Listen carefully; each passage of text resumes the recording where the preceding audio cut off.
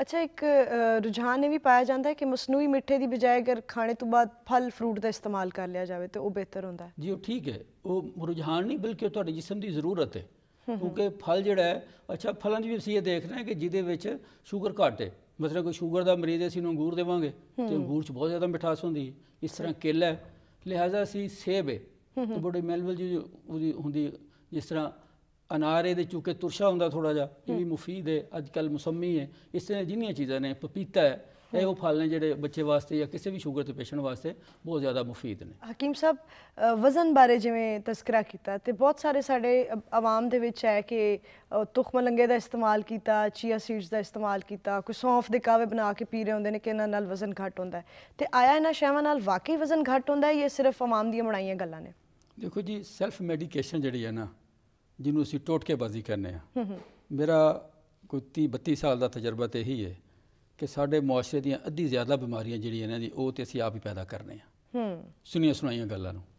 एक चीज़ एक बंदे को फायदा दे रही है लेकिन दूसरे को नुकसान दे रही है। लिहाजा सब तो पहले जिस वक्त तक असी ये तय नहीं करांगे कि असी अपने आप नाल मुखलिस हाँ, और वो वास्ते जरूरी है कि असी अपना एक मालज जो फैमिली फिजिशियन वाला है ना जी, एक मुआशरे दे विच ये बहुत अच्छा है।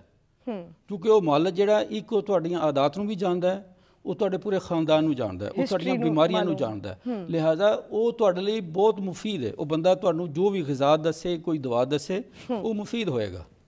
तो मोटापे वास्ते जिहड़ा ना जी, ਉਹਦੇ ਵਿੱਚ ਤੇ 2-3 ਚੀਜ਼ਾਂ ਨੇ ਜਿਹੜੀਆਂ ਕੋਈ ਬੰਦਾ ਵੀ ਕਰ ਲਵੇ, ਉਹਦੇ ਲਈ ਤੁਹਾਨੂੰ ਕੋਈ ਚੀਜ਼ਾਂ ਦੀ ਜ਼ਰੂਰਤ ਨਹੀਂ। ਇੱਕ ਤੇ ਐਕਸਰਸਾਈਜ਼ ਜਿਹੜੀ ਹੈ ਉਹ ਤੁਸੀਂ ਤੈਅ ਕਰ ਲਵੋ ਕਿ ਮੈਂ ਰੋਜ਼ਾਨਾ ਕਿੰਨੀ ਕਰਨੀ ਹੈ। सही। दूसरे नंबर ते पता होना चाहिए कि मेरे जिस्म की ज़रूरत कितनी कैलोरीज है। मतलब अगर एक बंदा है वो जिस्म की ज़रूरत है 1600 कैलोरीज, उन्होंने लै रहा 2000, वो 400 जिस्म के अंदर स्टोर हो रही है जी कि वो फैट के तब्दील हो रही है। लिहाजा की करना चाहिए, अगर वो ज़रूरत 1600 है तो उन्होंने 1400 लैनी चाहिए है, ताकि 200 जी ऑलरेडी स्टोर है वो कंज्यूम होए। सही। साढ़े जी ग्लाइकोजन की शक्ल जी फैट्स जमा होंगे ने साढ़े लिवर के अंदर मुख्तलिफ हिस्से के अंदर, ये जो असी भुखे रहने, असी इसलिए कहने कि रोज़ा जोड़ा है ये दुनिया की सब तो वड्डी सेहत अफजा चीज़ है। जो असी भुखे रहने, साढ़े जिस्म के अंदर जी जमा चर्बियाँ जोड़े ऐसे मादे जोड़े नुकसान दे ने, वो इस्तेमाल होके वो जिस्म के अंदर तवानाई का जरिया बन जाते हैं। तवानाई का जरिया भी बनते हैं और वो साढ़ा जिस्म उन्होंने तो पाक भी होंगे। लिहाजा सब तो बेहतर तो तीसरा ये कि अपनी डाइट नूं नैचुरल रखो। मैदे वाली चीज़ां और जोड़े बाजारी मिठे जोड़े ने, खासकर रिफाइंड शुगर जी है, ये जिन्नियां बड़ियां चीज़ां ने, और ये एक होर चीज़ जी है वो खासकर जिस तरह के सानू लोगों को आदत है कि असीं इधरों खाया तो इधरों ही सो गए।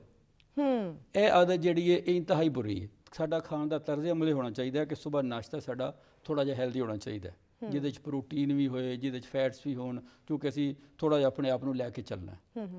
तुहाडा जिहड़ा सब तो अच्छा खाना दोपहर का होना चाहिए, क्योंकि तुसी सुबह लगे हो काम तो सुबह दोपहर तक एग्जास्ट हो गए हो।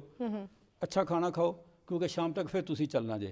रात का खाना तुहाडा बिल्कुल हल्का होना चाहिए। सानूं चाहिए कि जिहड़े कुदरती और वो चीज़ां जिहड़ियां जिस तरह सरसों का तेल है, तिलों का तेल है, ओलिव ऑयल है, मूंगफली का, इस तरह की जिन्हें चीज़ां ने सानू उन्हां ते आना चाहिए। सानू देसी घीया लाना चाहिए, सानू मक्खन लाना चाहिए, सानू जिहड़ी ना जी एक प्लांटेड चीज़ां प्रोसेस छड्ड के सानू कुदरत सानू फितरत लाना चाहिए। सही हो गया। अच्छा हकीम साहब, बैठक के प्लेटफॉर्म तो वेखण वालियां नूं की पैगाम देना चाहोगे?